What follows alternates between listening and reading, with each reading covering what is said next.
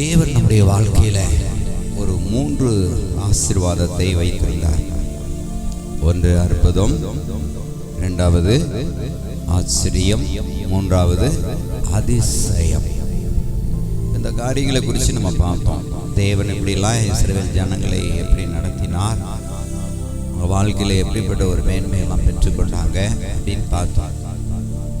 சரி, இதை நம்ம அடையணும் அப்படின்னா நம்ம என்ன செய்யணும் அப்படிங்கிறத இந்த வாரத்தில் நம்ம பார்க்க போகிறோம். அதனுடைய தொடர்ச்சி. தேவன் அன்றைக்கு இஸ்ரவேலரை சிறப்பாக நடத்தினார். இஸ்ரவேலர்கள் தான் அதிகமாக கர்த்தரை என்ன செஞ்சாங்க, கோபம் மூட்டிக்கிட்டே வந்தாங்க, முறுமுறுத்துக்கிட்டே வந்தாங்க, குறை சொல்லிக்கிட்டே வந்தாங்க. அதனால தான் கர்த்தர் 400 வருஷம் அடிமைத்தனத்திலேருந்து வெளியே கொண்டு வந்தார்.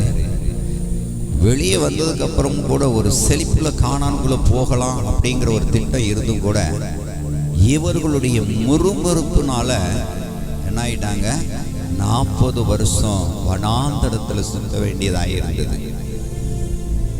கர்த்தர் அதை பொறுமையாக இருந்து அவர்களை கானானுக்குள் பிரவேசிப்பதற்கு கிருபை செய்தார். இந்த நாட்களிலே நாமும் அப்படிப்பட்ட ஒரு நன்மைகளை சுதந்தரித்துக் கொள்ள வேண்டும் என்று சொன்னால் நம்ம என்ன செய்ய வேண்டும், அதை குறித்து இன்னைக்கு நம்ம பார்க்க போகிறோம். நாம் நன்மைகளை சுதந்தரிப்பதற்கு நான் என்ன செய்யணும்?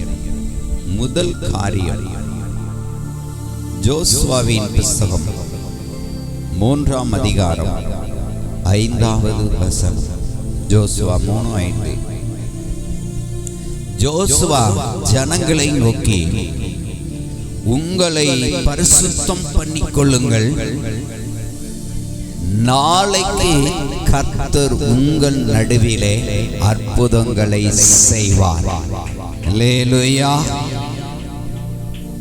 யோசுவா சொல்றாரு, வாழ்க்கையிலே அற்புதங்களை பெற வேண்டும் என்று சொன்னா, சிலர் நினைக்கலாம், என் வாழ்க்கையில ஏன் அற்புதங்கள் இல்லை, என் வாழ்க்கையில அதிசயமான காரியம் ஏன் நடக்கல, ஆச்சரியமான காரியங்கள் ஏன் நடக்கல அப்படிங்கிற ஒரு கேள்வி எல்லாருக்குமே உண்டு. தேவன் எப்பொழுது அதிசயங்களை செய்கிறவர், தேவன் எப்பொழுது அற்புதங்களை செய்கிறவர், தேவன் எப்பொழுது ஆச்சரியமான காரியங்களை செய்கிறவர். ஆனா ஏன் வாழ்க்கையில ஏன் அப்படிப்பட்ட நன்மை இல்லை அப்படிங்கிற ஒரு சூழ்நிலை பார்க்கும்போது யோசுவா சொல்றார், உங்க வாழ்க்கையில அற்புதம் நடக்கணும் அப்படின்னா, உங்க வாழ்க்கையில அதிசயங்கள் நடக்கணும்னா, உங்க வாழ்க்கையில ஆச்சரியமான காரியங்கள் நடக்கணும் அப்படின்னா, நீங்க உங்களை என்ன செய்யணும், பரிசுத்தம் பண்ணிக்கொள்ள வேண்டும். நாளைக்கு கர்த்தர் உங்க நடுவிலே அற்புதங்களை செய்வார். அல்லேலூயா. அப்போ இன்னைக்கு என் வாழ்க்கையில் அற்புதங்கள் நடக்கணும் அப்படின்னா நான் என்ன செய்யணும், நேற்றைக்கு என்ன செய்யணும், என்னை பரிசுத்தப்படுத்திக் கொள்ள வேண்டும். அதான் அதனுடைய உண்மை.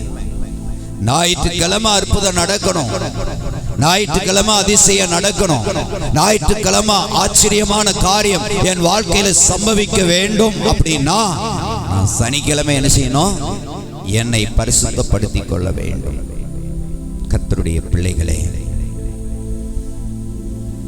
அதுக்குதான் சபையில சனிக்கிழமை என்ன கூட்டம் வைக்கிறாங்க, காத்திருப்பு கூட்டம். அதாவது காத்திருப்பு கூட்டம் அப்படின்னா சும்மா காத்திருக்கிறதுல, பரிசுத்தமாகும் வரை நம்ம என்ன செய்யணும், காத்திருக்கணும், பரிசுத்தப்படுத்திக் கொள்ள வேண்டும்.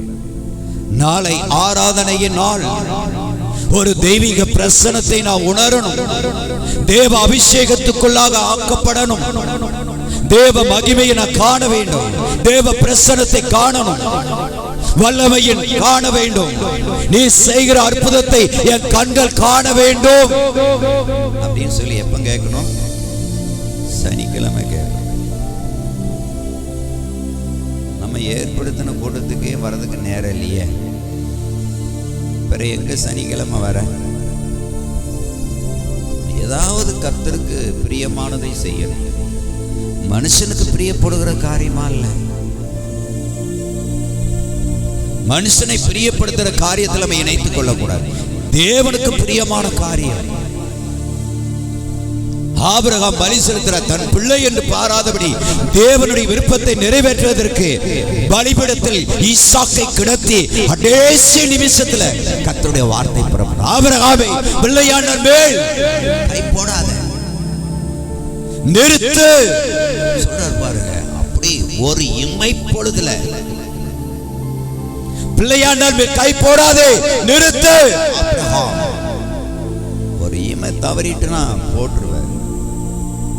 இவ்வளவு துரிதமா தேவனை பிரியப்படுகிற காரியத்துல ஆபிரகாம் உறுதியாய் இருந்ததுனால, நீ எனக்கு பயப்படுகிறவன், என் சொல்லுக்கு நீ கீழ்ப்படுகிறவன், அதனால நான் உன் வாழ்க்கையில ஒரு பெரிய அற்புதத்தை செய்ய போறேன் பாரு. வானத்து நட்சத்திரங்களை போல் உன்னுடைய சன்னதி பெருகும். கடற்கரை மலரை போல உன் ஜனம் பெருகும். ஆபிரகாம், நீ எந்த அளவுக்கு நடந்து திரிவியோ அந்த இடம் எல்லாம் உனக்கு சொந்தம். கர்த்தர் எப்படி சொல்றாரு? தேவனுக்கு பிரியப்படுத்துற காரியத்தை நம்ம இணைத்துக் கொள்ளணும். கர்த்தருடைய பிள்ளை மனுஷனுக்கு எப்படி பிரியமா இருக்கணும், நான் ஊழியக்காரனுக்கு எப்படி பிரியமா இருக்கணும், அது அல்ல. கர்த்தருக்கு பிரியப்படுத்துகிற காரியத்தில் நம்ம உறுதிப்படுத்த வேண்டும். காத்திருப்பு கூட்டம் வந்து கர்த்தரிடத்துல சுத்திகரிப்பு தேவை. சுத்திகரித்துக் கொள்ளணும். சுத்திகரிப்பு தேவன் விரும்புகிறார். ஆராதனைக்கு போற ஆண்டவரே, எந்த குறைவுகள் வரக்கூடாது, எந்த தடைகள் வரக்கூடாது, நானும் குறைந்து போகக்கூடாது. முதலாளா போகணும், தரிசிக்கணும், ஆராதிக்கணும். என் பக்கத்துல நான் ஜெபிக்கணும். என் அருகாமையில் இருக்கிற சகோதரிக்காக, சகோதரனுக்காக ஜெபிக்கணும் ஆண்டவரே. அங்கிறதுல சனிக்கிழமை நம்ம என்ன செய்யணும்? ஒப்பு கொடுக்கணும். அதான் நம்ம அப்படி விட்டுட்டோம்.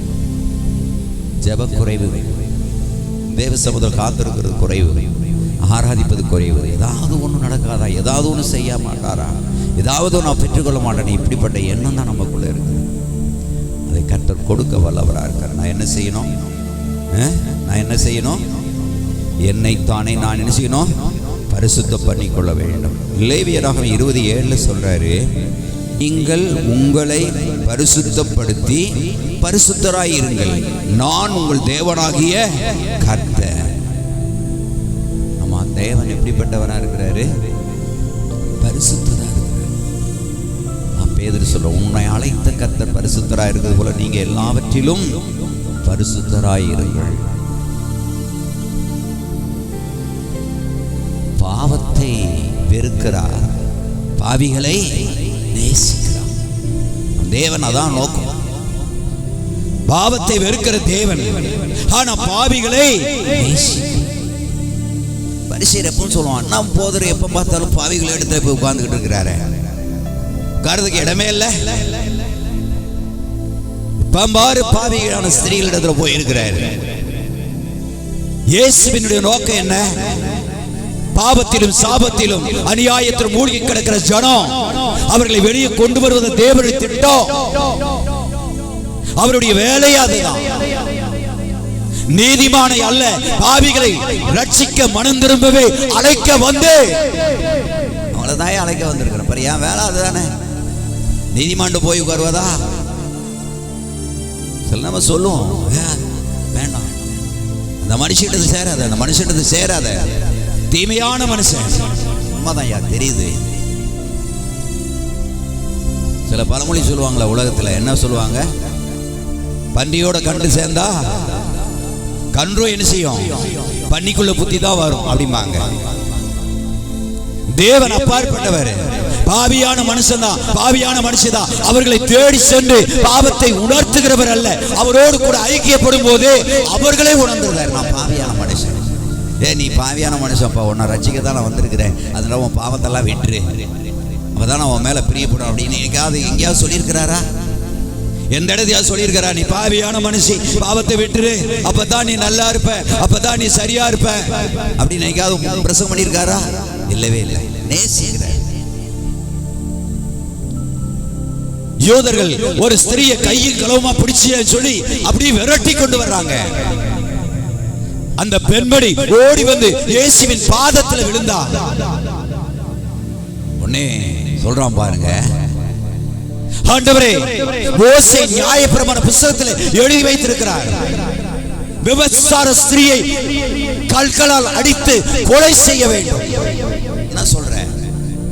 இயேசுவிடத்தில் கேட்கிறான் பாருங்க. மோசே எழுதி வச்சிருக்கிறார், நியாயப்பிரமாண புத்தகத்துல கட்டளையா எழுதி வச்சிருக்கிறார். என்ன செய்ய போற சொல்லு. அப்படியே நீ எல்லாம் யோக்கியனாப்பா அப்படின்னாரா? நல்ல கவனிக்கணும், சத்திய வசனத்தை கேட்கணும். அப்ப அது என்ன நீ ரொம்ப யோக்கிய மாதிரி பேசுற, ஓ லட்சணம் எனக்கு தெரியாது அப்படின்னாரா? இல்லவே இல்லை, உண்மையே சொல்லல. அப்படியாப்பா அப்படின்னு கேட்டுட்டு பேசாம என்ன செய்யறாரு, தலையை குடிஞ்சு எழுதிக்கிட்டே இருக்கிறார். வாயிட்டு கூட சொல்லல பாருங்க. தன்னை யோக்கியப்படுத்திய மனுஷனுக்கு முன்னால அவன் செய்த பாவத்தை என்ன செய்யறாரு, எழுதுறாரு. அப்பா நீ ஏன் இவ்வளவு பெரிய காரியத்தை வந்திருக்கும் போது நீ மற்றவனை நியாயப்படுத்தி வந்திருக்கிற, என்ன நியாயம் அப்படி அவன் பார்க்கிறாரு. அவன் செய்ய பாவத்தெல்லாம் அப்படி எழுதுறாரு. பார்த்தோன்னா அவன் ஓடி போயிட்டான்.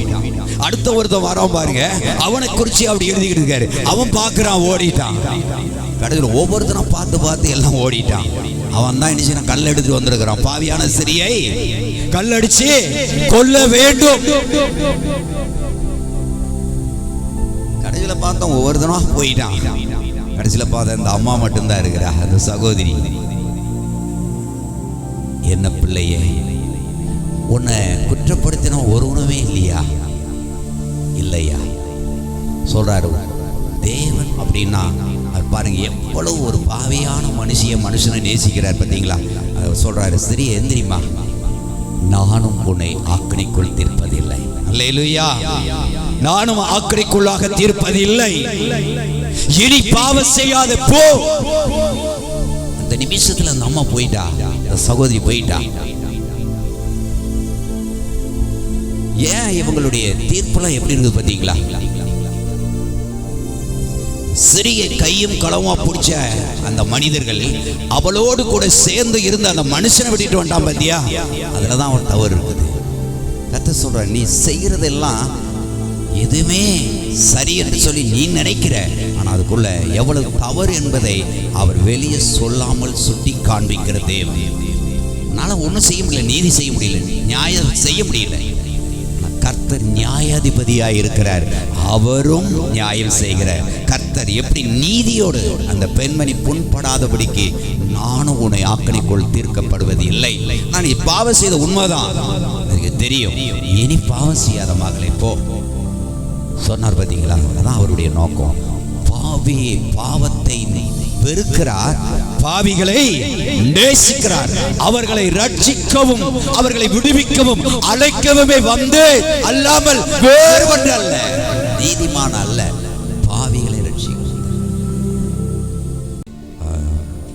லூக்கா எழுதின சுவிசேஷம் 5ஆம் அதிகாரத்துல பேதுரு சொல்வார் பாருங்க ஒரு காரியம். 8வது வசனம், லூக்கா 5:8.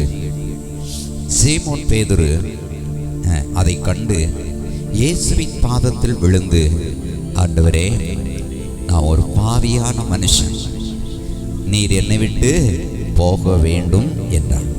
பார்த்தீங்களா?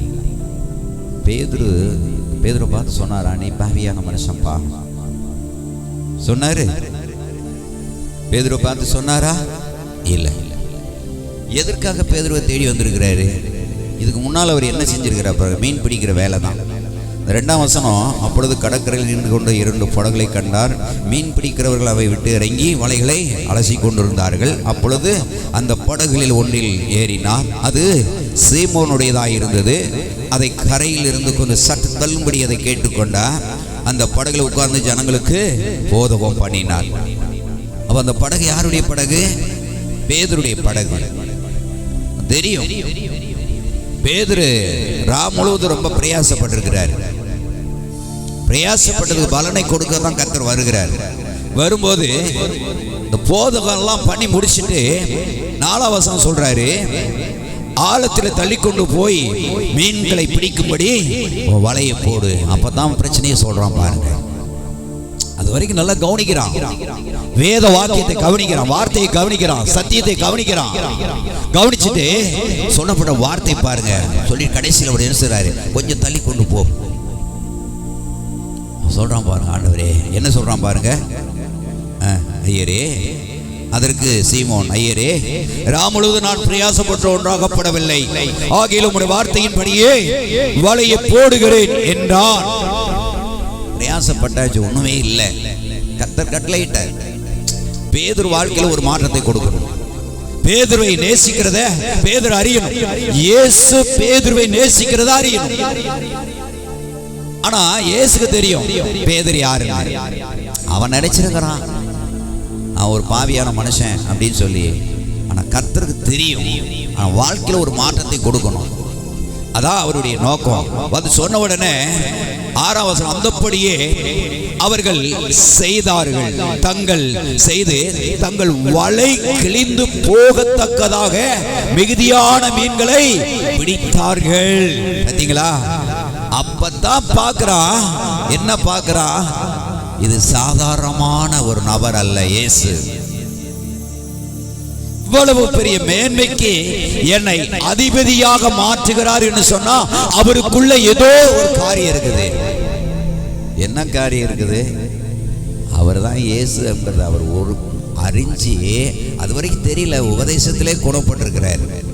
என்னென்ன உபதேசம் பேசினார் அதெல்லாம் காட்டலை. அந்த வார்த்தை கேட்ட உடனே சொல்லிட்டான், இவரா ரட்சிக்க வந்த இயேசு.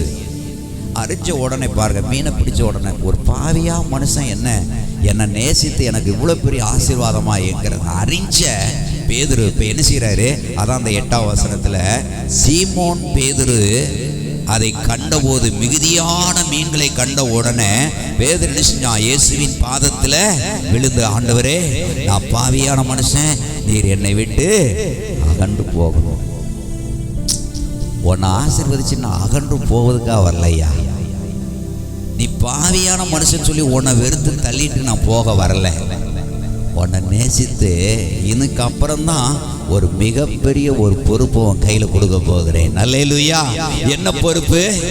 10ஆம் வசனத்துல, பயப்படாத, இது முதல் நீ மனுஷனை பிடிக்கிறவனாய் இருப்பாய்.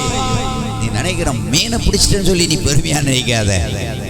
திரளான மீனை பிடிச்சேன்னு சொல்லி நினைக்காத.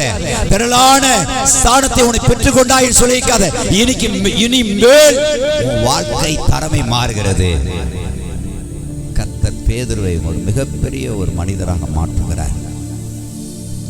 இயேசு சொன்னாரா, நீ பேதுரு, நீ பாவியான மனுஷன் சொன்னாரா? இல்ல.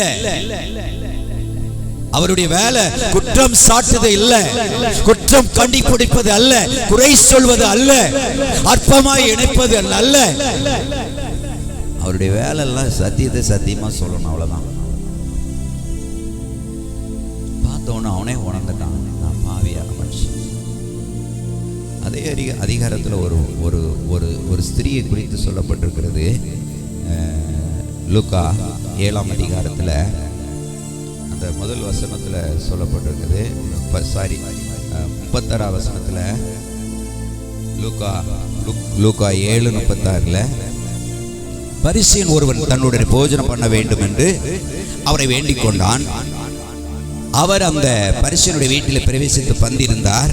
அப்பொழுது அந்த ஊரில் இருந்த ஒரு பாவியாகிய ஒரு ஸ்திரீ அப்பரிசேயன் வீட்டில் பந்திருக்கிறதை அறிந்து ஒரு பரணியில் பரிமள தைலத்தை கொண்டு வந்து அவருடைய பாதங்களின் அருகே பின்னாக நின்று அழுது கொண்டு அவருடைய பாதங்களை தன் கண்ணீரினால் நனைத்து தன் தலை மயிரினால் துடைத்து அவருடைய பாதங்களை முத்தம் செய்து பரிமள தைலத்தை பூசினாள்.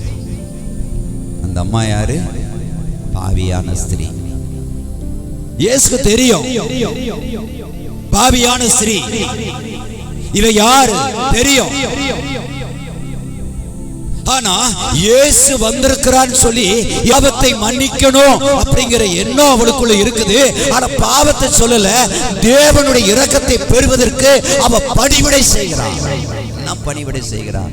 விலையேறப்பட்ட நாளதம் என்கிற நறுமண தைலத்தை கொண்டு வருகிறார். இன்னொரு அதிகாரத்தில் சொல்லப்பட்டிருக்குது, யூதா சொல்லுவான், அதை உடைச்சி ஆண்டவருடைய பாத்திரம் ஊத்துவான். இதெல்லாம் வீண் செலவு இல்லையா, இதை 300 பணத்துக்கு வித்து தரித்திரம் கொடுக்கலாமே அப்படி சொல்லுவாங்க. ஆனா அப்படி அல்ல. என் இயேசுவை விட இந்த தைலம் பெரிய விலை அல்ல. அர்ப்பணிக்கிறான் பாருங்க. அர்ப்பணிச்சு சொன்ன உடனே இதை பார்க்கும்போது அந்த சீமோன் முறுமுறுக்கிறான் பாருங்க. இந்த பெண்மணி யாரு இவருக்கு என்ன தெரியல, இவர் ஒரு தீர்க்கதரிசியா இருந்தா. அந்த வசனம் அடுத்த வசனம் சொல்லுது 39, அவரை அழைத்த பரிசேயன் அதை கண்டபோது, இவர் தீர்க்கதரிசியா இருந்தால் தம்மை தொடுகிற ஸ்திரீ இன்னார் என்று, எப்படி இன்னார் என்றும் இப்படிப்பட்டவள் என்றும் அறிந்திருப்பார், இவள் பாவியா இருக்கிறாளே என்று தனக்குள்ளே சொல்லிக் கொண்டான். பார்த்தீங்களா, பரிசேயனுடைய வேலை குற்றம் கண்டுபிடிக்குதான், குறை சொல்வதுதான். ஒரு மனுஷன் 2 பேரு கடன் வாங்கியிருந்தான். ஒருத்த 500 வெள்ளி காசு, இன்னொருத்த 50 வெள்ளி காசு. 2 பேரும் கட்ட திராணை இல்லை. சரி வந்தான், முறையிட்டான். ஆனா 2 பேர்த்தையும் கொடுத்துட்டான், மன்னிச்சுட்டான். போ. யாரு அவன் அதிகமா நேசிப்பா, யார் அதிகமா அன்பு கூறுவா அப்படின்னு சீமோன்ட்ட கேட்கிறாரு. அதுக்கு அவன் என்ன சொன்னான்? யாருக்கு அதிகமாக கடனை மன்னித்தானோ அவன்தான் எல்லாவற்றையும் காட்டிலும் அதிகமா அவன் மேல அன்பு செலுத்துவான். சரியா நிதானிச்சாய். அதுக்கப்புறம் தான் பாயிண்ட்டுக்கு வராரு. நீ பாவியான ஸ்திரீ, இவ ஏன் இதுக்கு வந்தா, ஏன் இவ பாவியான ஸ்திரீன்னு சொன்னா, இவர் தீர்க்கதரிசினா தெரியாதோ? அவருக்கு எல்லாம் தெரியும். தாயின் கற்பத்தில் உருவாகுவதற்கு முன்பதாகவே அறிந்து பேர் சொல்லி அழைத்த கர்த்தர். நம்ம பத்தி தெரியாது, அவருக்கு தெரியும். என்ன சொல்றார் பாருங்க, 44வது வசனத்துல, ஸ்திரீயிடமாய் திரும்பி சீமோனை நோக்கி, இந்த ஸ்திரீயை பார்க்கிறாயே, நான் உன் வீட்டில் பிரவேசித்து நீ என் கால்களை கழுவதற்கு தண்ணீர் தரவில்லை, இவளோ கண்ணீரினால் என் கால்களை நனைத்து தன் தலை மயிரினால் அவைகளை துடைத்தாள். முதல் பாயிண்ட். 2வது பாயிண்ட், நீ என்னை முத்தம் செய்யவில்லை, இவளோ உட்பிரவேசித்த முதல் என் பாதங்களை ஓயாமல் முத்தம் செய்தாள். 3வது பாயிண்ட், 46வது வசனம், நீ என் தலைக்கு என்ன பூசவில்லை, இவளோ என் பாதங்களை பரிமள தைலம் பூசினாள். ஆதலால் நான் உனக்கு சொல்கிறேன், இவள் செய்த அநேக பாவங்கள் மன்னிக்கப்பட்டது, இவளும் மிகவும் அன்பு கூர்ந்தாளே. ஐயா தட்ட மாட்டேங்கிறீங்களே, மிகவும் அன்பு கூர்ந்தாளே. கர்த்தருடைய பிள்ளையே, 3 காரியம் அவர்கிட்ட இருந்தது. சீமோன் நீதிமான் சொல்றான், சன்மார்க்கன் சொல்றான், நான் கர்த்தருக்கு பிரியமான சொல்றான், என் வீட்டில் இயேசு பந்தி இருப்பதற்கு நான் பாத்திரவான் என்று சொல்றான். ஆனா கர்த்தரை கணமன தெரியலையே, தேவனுக்கு செய்ய வேண்டிய கடமை செய்ய தெரியலையே. ஆனா வாயிலிருந்து என்ன வருது? இவள் பாவியான ஸ்திரீ, இவ பாவியான, இவ இன்னார் என்று இவர் தீர்க்கதரிசியா இருந்தா என்ன செஞ்சிருப்பாரு? அறிஞ்சிருப்பாரு. அவரே குற்றம் சாட்டதான் பாருங்க. சொல்ல, எனக்கு தெரியும்பா, எல்லாம் எனக்கு தெரியும், நீ தான் புலம்புற பம்பா, நீ செய்ய வேண்டிய கடமை செய்யல, ஆனா இவளோ சரியா செஞ்சா. அதுதான் சொல்றாரு. இவள் செய்த அநேக பாவங்கள் மன்னிக்கப்பட்டது. ஏன் தெரியுமா? இவள் மிகவும் அன்பு கூர்ந்தாளே, மிகவும் அன்பு கூர்ந்தா. அதுக்கப்புறம் தான் அவர் சொல்றாரு 48வது வசனத்துல, அவளை நோக்கி உன் பாவம் மன்னிக்கப்பட்டது. என் வாழ்க்கையில அற்புதம் நடக்கணும் அப்படின்னா நான் என்னை தானே ஒப்பு கொடுக்கணும். பேதுருவை போல ஆண்டவரே, நான் ஒரு பாவியான மனுஷன். ஸ்ரீ சொல்றா, நான் பாவியான மனுஷி அப்படின்னு அவ சொல்லல. ஆனா என்னை வெறுத்து தள்ளாதபடி இயேசு என்னை நேசித்து எனக்கு தகப்பனாய் இருந்த அந்த இடத்துல, அந்த ஜனங்களுக்கு மத்தியில என்னை கனப்படுத்தினார். பத்தியா, என்கிற ஒரு நிலையில இருந்ததுனால தான் அந்த இடத்துல ஒரு கணத்துக்குரியவளாக இருக்கிறார். தேவனுக்காக அர்ப்பணிக்கிறார். நான் பாவியான மனுஷிதான், நான் பாவம் செய்யக்கூடிய மனுஷிதான். ஆனால் என் தேவனத்தில் போகும்போது எனக்கு பரிகாரம் உண்டாகுது, எனக்கு பரிசுத்தம் உண்டாகுது. தேடி வந்தா தேவனிடத்தில் முறையிடலை, செய்ய வேண்டிய கடமை சரியா செஞ்சா கர்த்தர் அவளை பாவி என்று தீர்க்காம நீ செய்த அநேக பாவம், கொஞ்ச நெஞ்சல்ல அநேக பாவங்கள் மன்னிக்கப்பட்டது. நீ சந்தோஷமா போ. அல்லேலூயா. அப்போ என் வாழ்க்கையில ஒன்று அற்புதம் நடக்கணும், ரெண்டாவது அதிசய ஆச்சரியமான காரியம் நடக்கணும், மூணாவது அதிசயம் நடக்கணும். அப்படின்னா நான் முதலாவது என்ன செய்யணும்? என்னை சுத்திகரிப்புக்குள்ள அற்புதம் நடக்கணும். முதலாவது என்னை நான் என்ன செய்யணும்?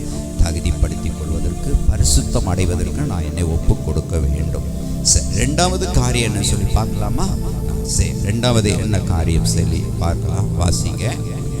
யோவான் எழுதின சுவிசேஷம் 2ஆம் அதிகாரம் 5வது வசனம். யோவான் அவருடைய தாய் வேலைக்காரரை நோக்கி, அவர் உங்களுக்கு என்ன சொல்றாரோ அதன்படி செய்யுங்க. அல்லேலூயா. ரெண்டாவது நம்ம வாழ்க்கையில் அற்புதம் நடக்கணும்னா அவர் என்ன சொல்றாரோ அதன்படி செய். இயேசு சொன்னபடி செய்யணும். நம்ம நினைக்கிறோம் நிறைய மனுஷன் சொன்னபடி தான் நம்ம செய்யறோம். மனுஷன் இவ்வளவுதான். இன்னைக்கு ஆவிக்குரிய ரீதியில் நம்ம வாழ்ந்தாலும் போனாலும் ஏதாவது ஒரு காரியம் ஆகணும், ஏதாவது ஒரு காரியம் நடக்கணும்னா உலக மனுஷர்களிடத்தில் நம்ம ஆலோசிக்கிறோம். என்ன செய்யலாம், ஏது செய்யலாம், எதை பண்ணலாம், எதை செய்யலாம். அப்படிதான் அதுதான் நம்ம ரெஸ்பான்ஸ் கொடுக்குறோம், அதுதான் மதிப்பு. இந்த கல்யாண வீட்டுக்காரன் நல்ல ஒரு காரியத்தை செஞ்சான் பார்த்தீங்களா? இன்னைக்கு உலகத்தில் எடுத்துக்கிட்டா பாருங்க, எந்த மனுஷன் பெரிய மனுஷன், எந்த மனுஷன் உலகத்தில் மதிப்பாக இருக்கிறான், நம்ம ஊரில் பெரிய ஆளாக யார் இருக்கிறான், இதெல்லாம் தப்பு நான் சொல்லலை.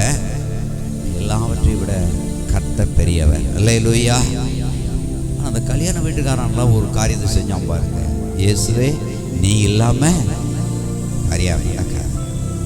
சொல்கிறான் பாருங்க, நீ இல்லாமல் உன் கல்யாணம் நடக்காதியா, நீ வரணும், சீசர் வரணும், உங்கள் அம்மா வரணும், வந்தால்தான் நீ தாயா அந்த கல்யாணத்தை நடத்தி வைக்கணும். அதனால் அவன் தப்பிச்சான். அல்லேலூயா.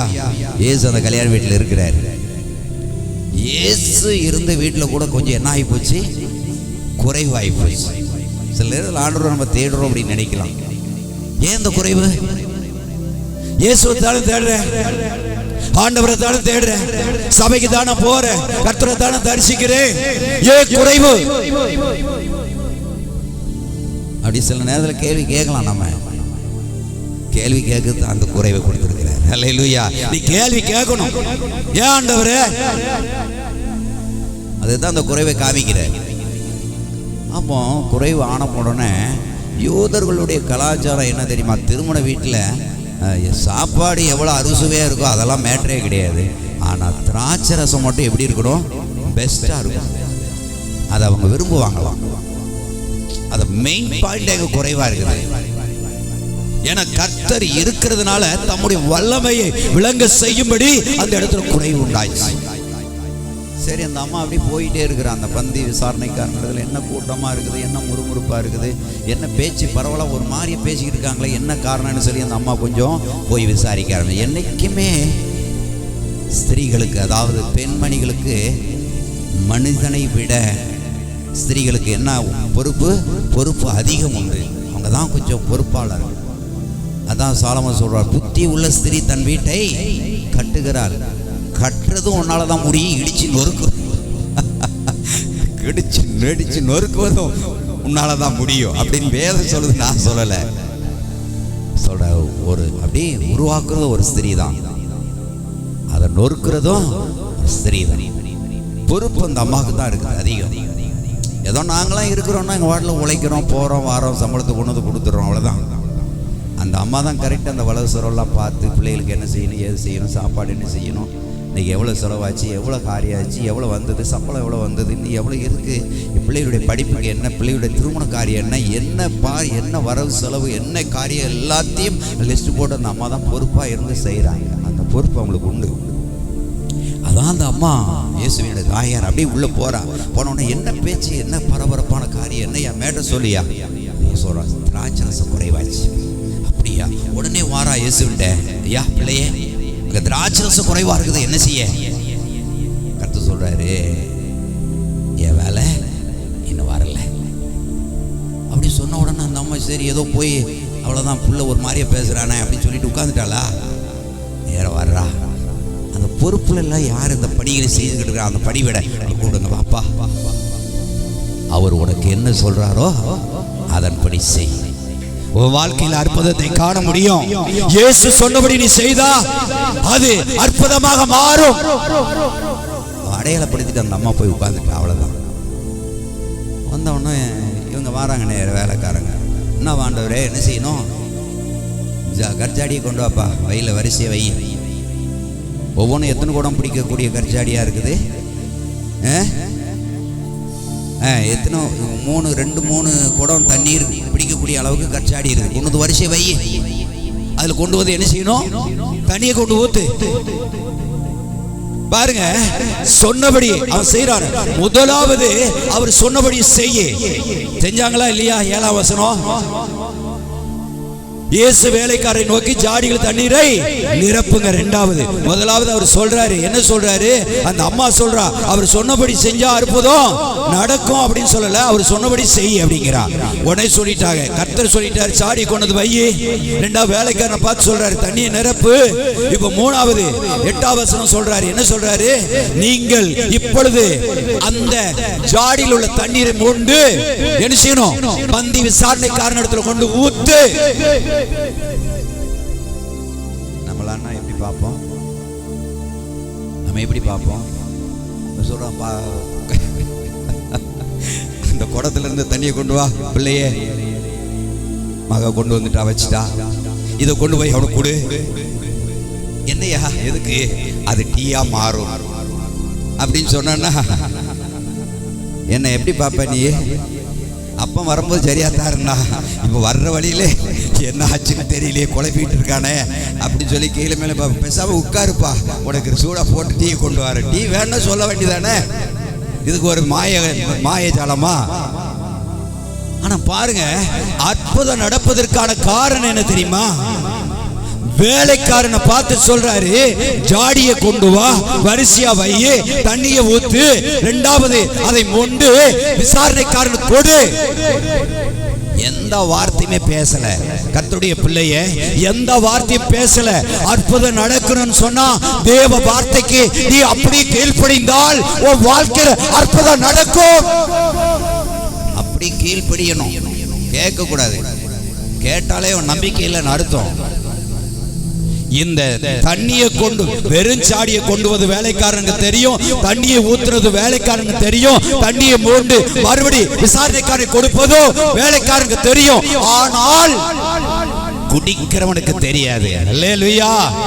கர்த்தர் உன் வாழ்க்கையில உன்னை கொண்டு, உன் கரத்தை கொண்டு அற்புதங்களை செய்ய, அதிசயங்களை செய்ய, ஆச்சரியமான காரியங்களை செய்ய கர்த்தர் உன்னையும் என்னையும் கருவியாக வைத்திருக்கிறார். முதலாவது உன்னை பரிசுத்தப்படுத்திக் கொள். இரண்டாவது அவர் சொன்னபடியே செய். என்ன நடந்தது? 9வது வசனம், அந்த திராட்சை ரசம் எங்கே இருந்து வந்தது என்று தண்ணீரை மொண்ட வேலைக்காரனுக்கு தெரியுமே அன்றி பந்தி விசாரணைக்காரனுக்கு தெரியாததனால் அந்த திராட்சை ரசமாய் மாறினதை ருசி பார்த்த மணவாளன், ருசி பார்த்த அந்த பந்தி விசாரணைக்காரன் இப்போ மணவாளனை அழைத்து என்ன சொல்றான்?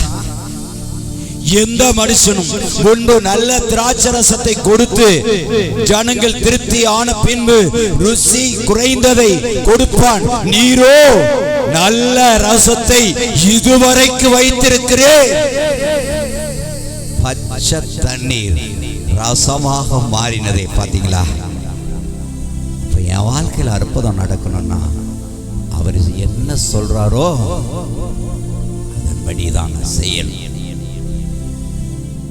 நீர் சொல்றது ஒண்ணு, நான் கேட்கறது ஒண்ணு, அப்படி இல்லை ஆண்டவரே. கீழ்ப்படிதல் அவசியம். கர்த்தர் சொல்றாரு. அது அப்படியே கேட்டாங்க பாருங்க வேலைக்காரன். எந்த முறுமுறுப்பு இல்லை. இது எப்படி ஆகும், இது எப்படி சாத்தியமாகும் கேள்வி கேட்கல. என்ன ஆண்டவரே இதை கொண்டு கொடுக்க சொல்றீங்க? திடீர்னு அவன் தண்ணியை குடிச்சிட்டு கிளாஸை வச்சே நீ எரிஞ்சா மூஞ்சி கஞ்சி வெட்டிடுமே. எதுவுமே பேசல, சொன்னபடியே செஞ்சா. கர்த்தருடைய பிள்ளையே, என் வாழ்க்கையில் அற்புதம் இல்லை அப்படின்னு நினைக்கிறியா? அதிசயம் இல்லைன்னு நினைக்கிறியா? ஆச்சரியமான காரியம் நடக்கலன்னு சொல்லி நினைக்கிறியா? ஒன்று, உன்னை பரிசுத்தப்படுத்திக்கொள். இரண்டாவது, சொன்னபடி கேளு. அது பச்சை தண்ணீராயிரம் ரசமாக மாறும். இன்னொரு காரியத்தை குறித்து பார்க்க 2 ராஜாக்களின் புத்தகம், 2 ராஜாக்களின் புத்தகம் கர்த்தருடைய வார்த்தை சொல்கிறது.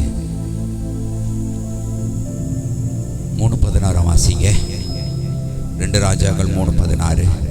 கர்த்தர் உரைக்கிறது என்னவென்றால், இந்த பள்ளத்தாக்கிலே எங்கும் என்னீங்க வாய்க்கால்களை வெட்டுங்க. நீங்க காத்தையும் பார்க்க மாட்டீங்க, மழையும் பார்க்க மாட்டீங்க. உங்க வாய்க்கால்கள்ல தண்ணீரால் நிரப்பப்படும். அல்லேலூயா. முதலாவது, கர்த்தர் சொல்றதெல்லாம் கொஞ்சம் நம்ம பார்வைக்கு எடக்கு முடக்கான காரியமா தெரியும். தண்ணியை ஊற்றி கொண்டு வந்து பந்தி விசாரணைக்கார கொடுக்க சொல்றாரு, அது ரசமா மாறிடுது. சொன்னபடியே கீழ்ப்படியும் போது அற்புதம் நடக்க தான் செய்யுது. இப்போ 2வது சொல்றாரு, இந்த சமவெளியில் எங்குமே என்ன செய்யுங்க, இந்த பள்ளத்தாக்கில் நீங்க என்ன செய்யணும், வாய்க்கால்களை வெட்டுங்க. ஒரு 3 ராஜாக்கள் சேர்ந்து போறான்.